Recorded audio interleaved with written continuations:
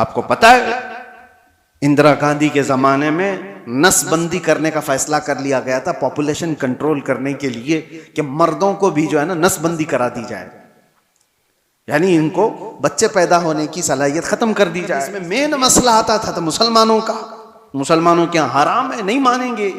मुसलमान मानेंगे तो किसकी हुकूमत की थोड़ी ना मानेंगे। यहां जितने भी डॉक्टर इनको बता दें ये फायदे है वो फायदे तो भी नहीं मानेंगे। एक बड़ा तबका है जो अपने दीन पर कायम है और दीन को मनवाने के लिए तो उलमा चाहिए।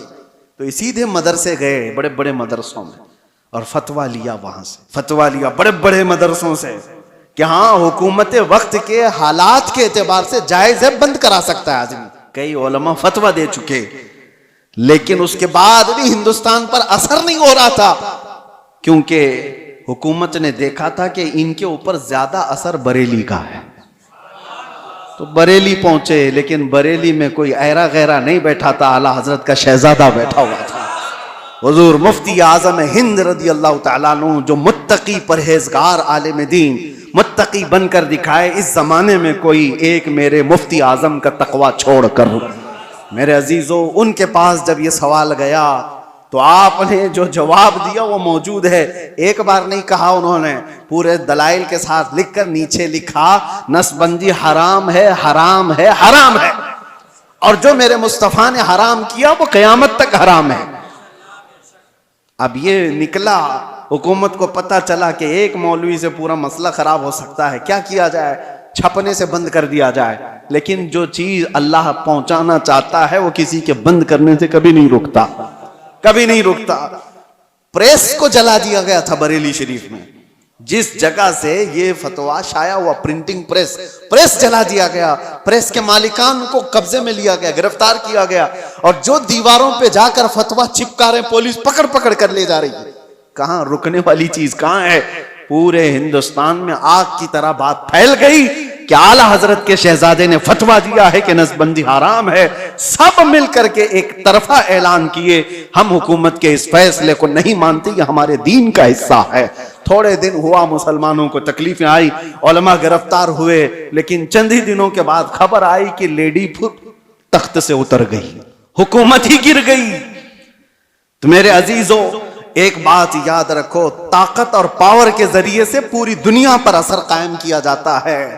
आज अमेरिका की बोली बोलने वाले लोग भी बहुत सारे होंगे, वो जो कर रहा है वो सही है। इजराइल की बोली बोलने वाले लोग होंगे, क्योंकि थोड़ा सा उनके यहां से गोबर मिल जाएगा। हाँ, यहां पर भी बहुत सारे हुए हैं, बहुत सारे हैं। ये जो कर रहे हैं, मस्जिदें तोड़े, खानकाहें तोड़े, माबदें तोड़े, इससे कोई बात नहीं। लेकिन हैं तो अच्छे लोग हैं, उनकी जमात के भी कुछ हैं, टोपी भी पहनेंगे, दाढ़ी भी पहनेंगे। इनका वो ईमान है जो माल है। इसीलिए शेख मोहिउद्दीन इब्न अरबी की वो बात मुझे याद आती है। आप कुर्सी पर बैठे हुए थे, कुछ लोग आए मिलने के लिए, आपके सामने बैठे थे। आपने बयान करते करते अचानक कहा, तुम्हारा खुदा मेरे पैरों के नीचे रहता है। लोगों से इतना कहा तो लोग भड़क गए। इतने बड़े आलिम दीन, इतने बड़े सूफी, और कुफ्र का फतवा लगाकर निकल गए, ये तो काफिर हो गया। दो लोग बैठे रह गए। उन्होंने पूछा, हुजूर आपके ऊपर कोई चीज आ गई, आपने ऐसा जुमला क्यों कहा, खुदा पैरों के नीचे रहता है, ये तो बहुत बड़ा गिरा हुआ जुमला आपने कहा। सब्र, वो भी मुझे पूछ सकते थे, लेकिन वो इसलिए आए ही नहीं थे। मैं जानता हूं उन लोगों को, मैंने क्यों कहा वो बताता हूं। उसके बाद आपने अपने पैरों के नीचे से चटाई उठाई तो देखा सोने के चांदी के सिक्के पड़े हुए थे। कहा यही उनका खुदा है, वो इसकी इबादत करते हैं। मैंने ये नहीं कहा कि मेरा खुदा पैरों के नीचे है, मैंने कहा तुम्हारा खुदा मेरे पैरों के नीचे। ऐसी जमात हर जमाने में होगी जिनका खुदा माल है, जिनका खुदा पैसा है। कुरान में भी अल्लाह ने फरमाया, अराअयत मन इत्तखज़ इलाहहु हवा, ऐ रसूल क्या आपने नहीं देखा, कुछ वो लोग हैं जिन्होंने अपने ख्वाहिशात को अपना खुदा बनाया हुआ है। अल्लाह ताला फरमाता है, क्या आप ऐसे लोगों की वकालत करेंगे, क्या आप ऐसे लोगों की सिफारिश करेंगे?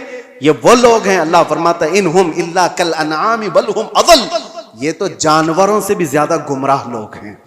अल्लाह फरमाता है जानवरों से भी ज्यादा गुमराह हैं। बस मुझे फिक्र है, इसलिए मैंने ये सारी बातें की कि अल्लाह हमारे ईमान की हिफाजत करे, आने वाला जो दौर है, हुकूमत जिसकी होगी, पावर जिसका होगा, ताकत जिसकी होगी, लोग उसकी बोली बोलने लग जाएंगे।